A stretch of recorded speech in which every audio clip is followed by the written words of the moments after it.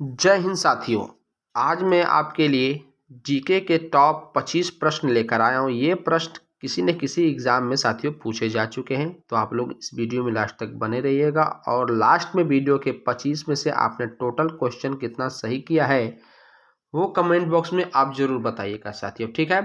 तो चलिए स्टार्ट करते हैं और देखते हैं कि पहला क्वेश्चन क्या है। पहला क्वेश्चन बहुत ही महत्वपूर्ण है साथियों। पहला क्वेश्चन है, लाल बहादुर शास्त्री जी का जन्म। लाल बहादुर शास्त्री जो कि भारत के प्रधानमंत्री रह चुके हैं, इनका जन्म कब हुआ था साथियों, ठीक है। तो राइट आंसर हो जाएगा ऑप्शन नंबर ए, मुगल सराय। मुगल सराय में इनका जन्म हुआ था। मुगल सराय का वर्तमान नाम क्या है साथियों, कमेंट बॉक्स में बताइएगा। और इसमें बता दे रहा हूं, पंडित दीनदयाल उपाध्याय। वर्तमान में जो पहले मुगल सराय था वाराणसी के पास, चंदौली के पास में है, तो ये मुगल सराय का नाम अब हो गया है साथियों पंडित दीनदयाल उपाध्याय। कब नाम चेंज किया गया है, तो सन 2018 में। ध्यान दीजिएगा, क्वेश्चन एग्जाम में पूछा जा चुका है और पूछ सकता है कि मुगल सराय का नाम बदलकर पंडित दीनदयाल उपाध्याय कब किया गया था। तो 2018 आप लोग राइट आंसर कर दीजिएगा, ठीक है। और यह एशिया का सबसे बड़ा, साथियों ध्यान दीजिएगा, यह एशिया का सबसे बड़ा मार्शलिंग यार्ड के लिए प्रसिद्ध है, ठीक है ना। एशिया का सबसे बड़ा मार्शलिंग यार्ड के लिए प्रसिद्ध है और 2018 में इसे पंडित दीनदयाल उपाध्याय के नाम किया गया था, ठीक है ना साथियों। आगे चलते हैं, क्वेश्चन नंबर दूसरा। यह भी प्रश्न इंपॉर्टेंट है। पैन कार्ड में कुल कितने नंबर है। सभी के पास पैन कार्ड होगा साथियों, सभी को पता होना चाहिए कि पैन कार्ड में कुल कितने नंबर होते हैं। तो 10 डिजिट होते हैं, ठीक है, 10 नंबर होते हैं, याद रखिएगा, ठीक है ना। आधार कार्ड में 12 होते हैं और मोबाइल नंबर तो जानते हैं अपना 10 नंबर, ठीक है। आगे बढ़ते हैं,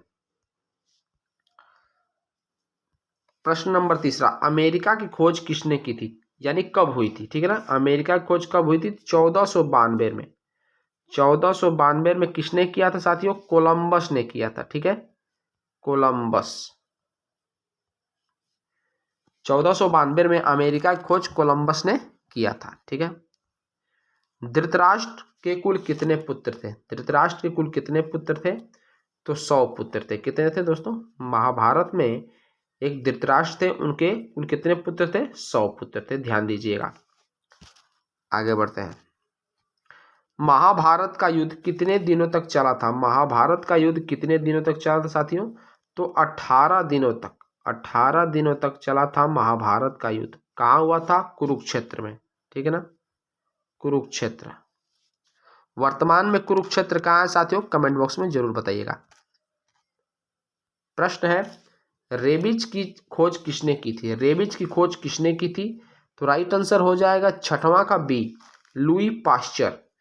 लुई पाश्चर ने रेबीज की खोज की थी, यानी कुत्ता जिसे काट देगा साथियों, कुत्ते के काटने से रेबीज होता है, ठीक ना। कुत्ता हो या सियार हो या कोई भी जानवर ऐसा हो, वो उसके काटने से क्या हो जाएगा, रेबीज हो जाएगा, ठीक है ना। उसकी खोज लुई पाश्चर ने की थी। आगे बढ़ते हैं, भगवान राम के कुल कितने पुत्र थे। भगवान राम के कुल 2 पुत्र थे, लव एंड कुश, ठीक है ना, लव कुश। भगवान राम के लव कुश 2 पुत्र थे, ठीक है ना। आगे बढ़ते हैं,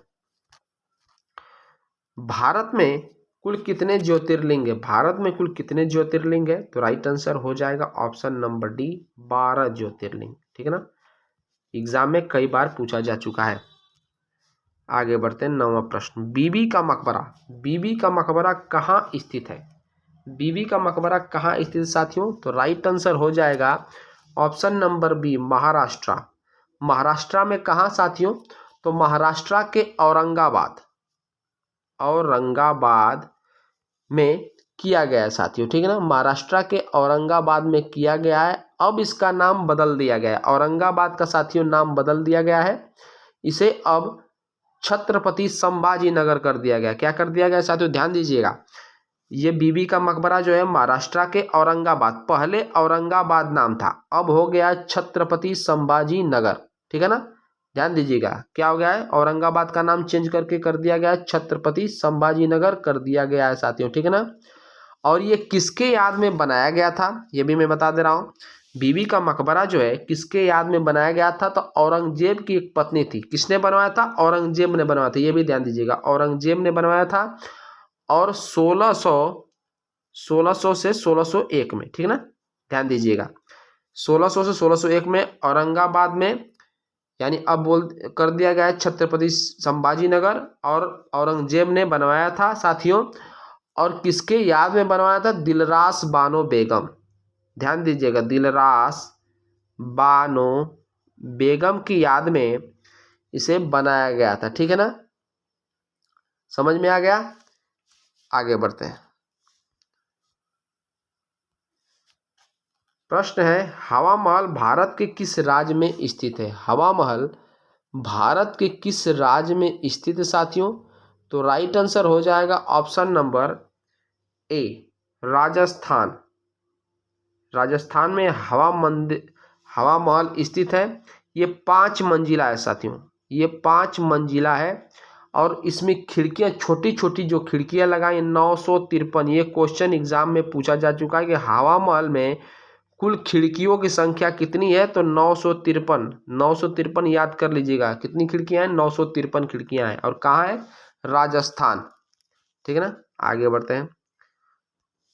कावेरी पट्टनम क्यों प्रसिद्ध है? कावेरी पट्टनम क्यों प्रसिद्ध है साथियों? तो बंदरगाह के लिए प्रसिद्ध है। बंदरगाह, बंदरगाह के लिए प्रसिद्ध है।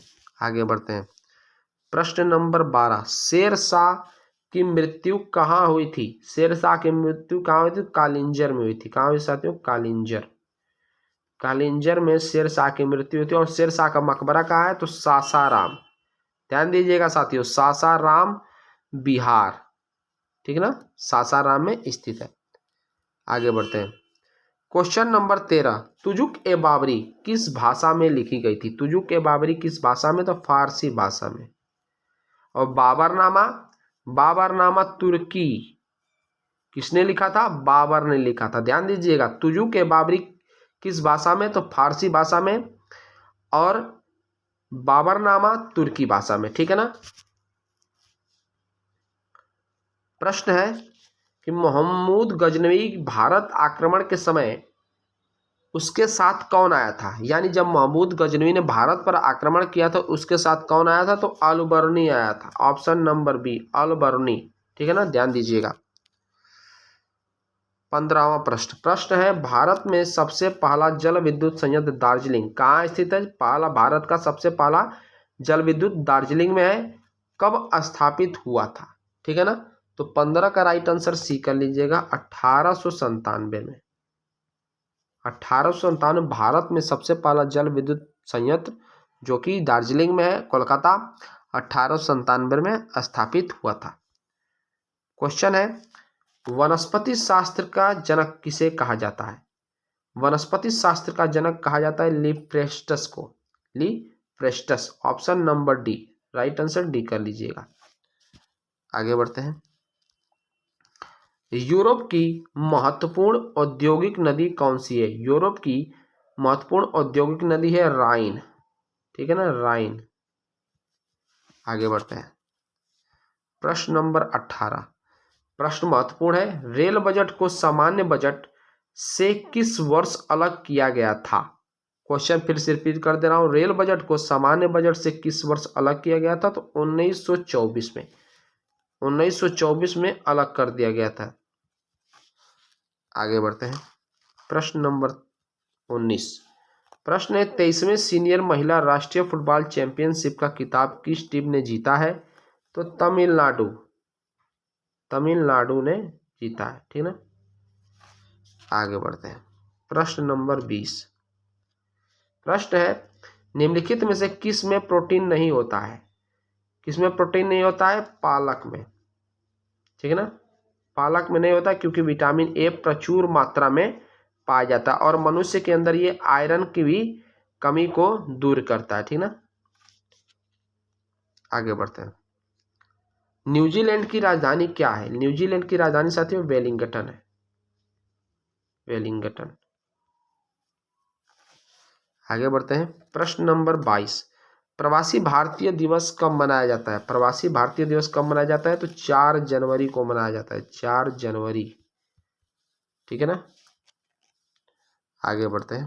प्रश्न नंबर 23, पीटी उषा का संबंध किस खेल से है? पीटी उषा का संबंध धाविका। पीटी उषा क्या है? जिसे क्या कहा जाता है साथियों? उड़न परी। उड़न परी के नाम से भी जाना जाता है। ध्यान दीजिएगा, पूछ सकता है एग्जाम में कि उड़न परी के नाम से निम्नलिखित में से किसे जाना जाता है? तो पीटी उषा, क्योंकि ये धाविका है यानी दौड़ती हैं। ठीक है ना। 24वां प्रश्न क्या है? आईसीसी का मुख्यालय कहाँ स्थित है? आईसीसी का मुख्यालय दुबई में। कहाँ है साथियों? दुबई में स्थित है। लास्ट प्रश्न पे चलते हैं। प्रश्न है, अमेरिका के राष्ट्रपति का कार्यकाल कितने वर्ष का होता है? साथियों इंपॉर्टेंट प्रश्न है। तो 4 वर्ष का होता है। कितने वर्ष का होता है? 4 वर्ष। और अमेरिका का राष्ट्रपति कितनी बार बन सकता है राष्ट्रपति? 2 बार से अधिक नहीं बन पाएगा, यानी 2 बार में 8 साल के लिए भारत के राष्ट्रपति अमेरिका के राष्ट्रपति बने रहेंगे। इस समय वर्तमान में कौन है? डोनाल्ड ट्रंप है। इनका कार्यकाल दूसरा है साथियों। ठीक ना, ये दूसरी बार राष्ट्रपति बने और इसके बाद ये नहीं बन पाएंगे। ठीक है ना। वीडियो आपको अच्छा लगा तो लाइक और सब्सक्राइब जरूर कर दीजिएगा। आपका बहुत बहुत धन्यवाद।